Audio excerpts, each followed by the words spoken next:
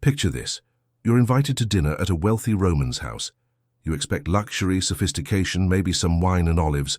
What you get instead is guests vomiting between courses to make room for more food, while others relieve themselves on the dining room floor. And that's before they bring out the flamingo tongues, swimming in rotten fish sauce.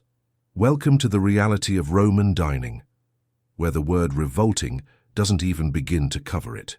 We imagine Roman banquets as elegant affairs with toga-clad philosophers discussing poetry over wine. Hollywood shows us civilized gatherings with golden goblets and grape clusters. The truth?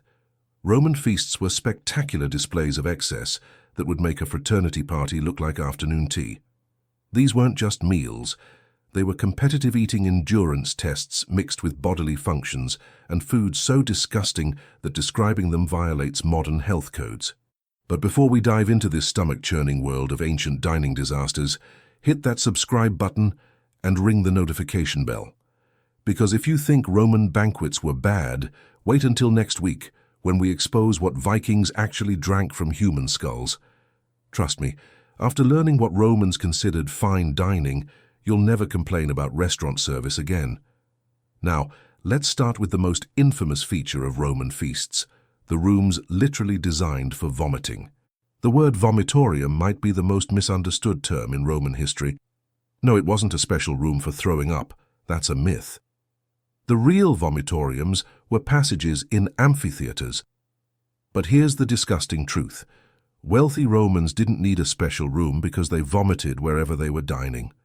It was considered completely normal to excuse yourself, stick a feather down your throat, empty your stomach into a bowl held by a slave, and return to eating. The Romans even had a saying, vomunt ut edant ut vomant. They vomit to eat and eat to vomit. Seneca described the practice in horrifying detail. Guests would drink warm water to make vomiting easier, lean over couches, and let slaves catch their emissions in silver bowls. The truly wealthy had specially trained slaves whose only job was to clean up vomit. These slaves, called vomit collectors, would stand behind diners with bowls and cloths, ready to catch whatever came up. The smell must have been overwhelming, but Romans considered this sophisticated behavior. The physician Celsus actually recommended therapeutic vomiting. He prescribed it twice a month in winter and daily in summer. Upper-class Romans would start their day by drinking lukewarm water with salt, forcing themselves to vomit, then heading to the baths. They believed this cleansed their systems for the day's eating. Imagine beginning every morning by deliberately throwing up and considering it healthy. Emperor Claudius was so committed to mid-meal vomiting that he considered passing a law making it illegal to hold in any bodily function at dinner parties. He'd personally demonstrate by vomiting at the table, then immediately demanding more food. His guests had to pretend this was perfectly normal behavior. One account describes a feast where Claudius vomited directly onto the table. Slaves quickly cleaned it, and service continued without anyone acknowledging what happened. But induced vomiting was actually one of the less revolting aspects of Roman dining. Let's talk about what they considered delicacies. The Roman cookbook Apicius reads like a horror story. Flamingo tongues were a particular favorite. Hundreds of these birds were killed just for their tiny tongues, which were served floating in garum. What's garum? Only the most disgusting condiment ever created. It was made by leaving fish intestines to rot in the sun for several months until they liquefied into a putrid sauce. Romans put this rotten fish liquid on everything, meat, vegetables, even mixed it into their wine. The smell of garum was so offensive it could only be made outside city limits. Pliny the Elder described garum workshops as plague factories because the stench attracted so many disease-carrying flies. Yet Romans were addicted to it. They had different grades. The most expensive was made from tuna intestines, while cheaper versions used whatever fish guts were available. The fermentation process created a grey, chunky liquid full of partially decomposed organs. Romans poured this over their finest dishes like we use ketchup. Dormice were another delicacy. These small rodents were kept in special clay jars called gliraria, fed acorns and chestnuts until they were grotesquely fat, then drowned in wine and roasted. They were served whole, including the tiny bones that guests would crunch through. The sound of dozens of people crunching through mouse skeletons was apparently part of the dining experience. Petronius describes a feast where dormice were served covered in honey and poppy seeds. Imagine biting into a honey-glazed rat, but nothing compared to the dish called Trojan pig. This was a whole pig stuffed with live birds. When the pig was carved at the table, the birds would fly out, assuming they survived the cooking process. Often they didn't, and half-dead birds would flop onto the table while guests applauded. The pig itself was stuffed with sausages made from its own intestines, mixed with blood and garum. Cutting into it released a wave of putrid steam that Romans considered appetizing. The lengths Romans went to for exotic ingredients defies belief. They imported pickled jellyfish from the Black Sea, fermented mare's milk from Scythia, and something called laser, a plant so over-harvested for Roman tables it went extinct. They ate ostrich brains, parrot heads, and camel heels. Apicius includes a recipe for flamingo boiled in dates, honey, vinegar, and garum, a combination that food historians who've recreated it describe as aggressively disgusting. Emperor Vitellius's infamous Shield of Minerva platter contained pike livers, peacock brains, flamingo tongues, and lamprey spawn. It took dozens of ships to gather ingredients from across the empire. The cost of one dinner could feed a common family for years.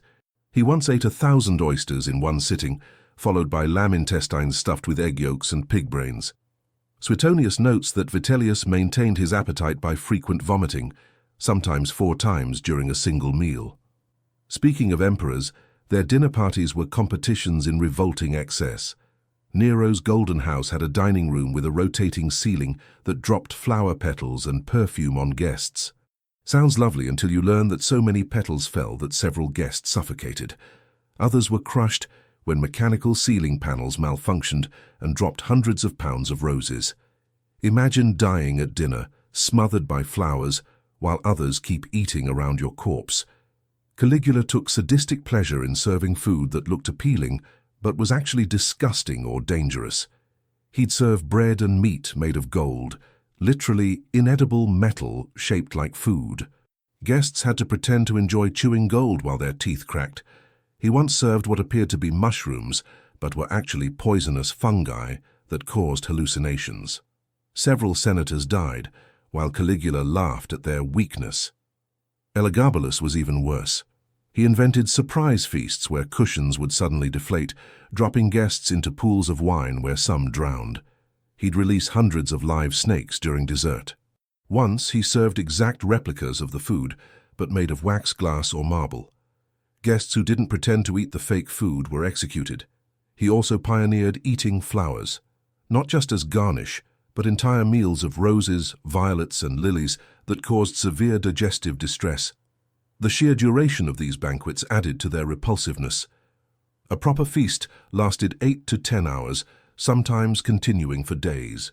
The famous Feast of Trimalchio, described by Petronius, went on so long that slaves had to carry out guests who'd passed out or died. Bodies were simply moved aside as the feast continued. One account mentions stepping over unconscious diners to reach the food tables. During these marathon eating sessions, bodily functions couldn't be ignored. Chamber pots were placed around dining rooms, and it was completely acceptable to relieve yourself without leaving the table.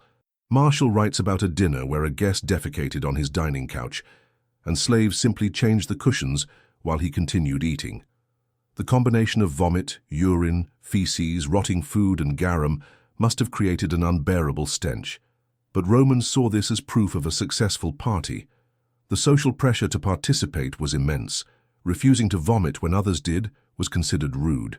Not eating something offered by your host, no matter how revolting, was a deadly insult. Pliny the Younger describes forcing himself to eat rotten peacock eggs at an imperial banquet, because refusing would mean social and political suicide. He spent 3 days violently ill afterward, but considered it worth maintaining favor. Roman doctors enabling this behavior makes it even worse. They prescribed emetics, vomit-inducing drugs, to be taken before feasts. They created digestive aids from ground-up bedbugs and spider webs. One medical text recommends eating raw owl eggs to prevent drunkenness, followed by pickled sheep lungs to strengthen the stomach for extended dining. These remedies often caused more harm than the overeating itself. The cleanup after these feasts was a nightmare. Slaves would spend days scrubbing vomit from marble, collecting food debris mixed with bodily fluids, and burning incense to cover the lingering smells. Many slaves assigned to banquet duty died from diseases contracted during cleanup. The floors of excavated Roman dining rooms show permanent staining from various bodily fluids that no amount of cleaning could remove. Even the entertainment was revolting. Between courses, Romans enjoyed watching executions, gladiator fights, and torture. Nero would have criminals covered in pitch and burned alive as human torches to light evening banquets. The screaming was considered atmospheric.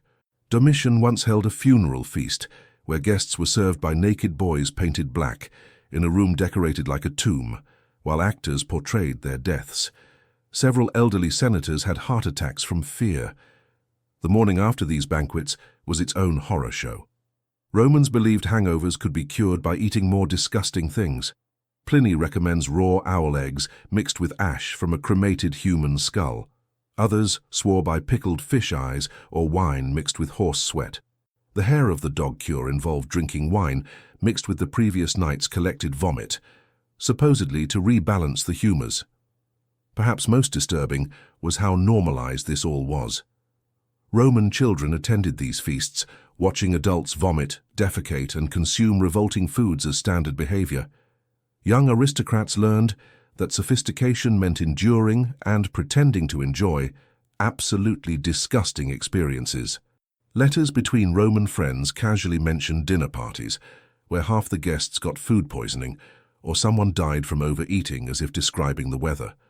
The fall of Rome might partially be blamed on their dining habits. Lead poisoning from wine vessels and plates was epidemic. Gout from excessive eating crippled the upper classes. Parasites from poorly cooked exotic meats ravaged their digestive systems. The resources wasted on importing flamingo tongues and fermenting fish guts could have fed armies. Instead, Rome literally ate itself to death, one revolting banquet at a time. Archaeological evidence confirms these written accounts aren't exaggerations. Excavated Roman latrines near dining rooms show parasites from exotic meats. Chemical analysis of dining room floors reveals traces of garum, wine, and human waste. Skeletons of wealthy Romans show signs of diseases directly linked to their dining habits. Obesity, gout, lead poisoning, and parasitic infections that must have made their lives constant agony. The contrast with modern dining makes Roman banquets even more shocking. We worry about using the right fork or chewing with our mouths closed. Romans considered it sophisticated to vomit on command and relieve themselves at the table. We refrigerate food for safety. They deliberately rotted fish for months to make sauce. We have health inspections. They had slaves whose job was catching vomit. Every rule of modern dining etiquette exists because of how absolutely disgusting ancient dining could be. So next time you're at a restaurant and someone complains about the service being slow or the food being underseasoned, remind them, at least nobody's vomiting between courses. The sauce isn't made from rotten fish intestines, and you're reasonably sure you won't die from lead poisoning or suffocate under flower petals. Roman banquets weren't just meals. They were grotesque endurance contests where the prize was surviving until dessert. Those toga-clad Romans we imagine discussing philosophy over wine. They were actually trying not to gag on flamingo tongues while sitting in pools of their own vomit, pretending to enjoy foods that would be classified as biohazards today. The glory of Rome was built on marble, military might, and meals so revolting they killed more aristocrats than warfare. Now that's what I call a dinner party to die for. Literally. Think Roman banquets were stomach-turning. Next week we're exposing what Vikings actually put in those drinking horns. Spoiler alert, it wasn't just mead, and yes, it involved human body parts. Subscribe now and hit that notification bell, because ancient dining gets even worse than rotten fish sauce and competitive vomiting. Share this with someone who complains about their food, and comment below. Which Roman delicacy made you gag the most? Until next time, remember, civilization is just 3 meals away from drinking garum.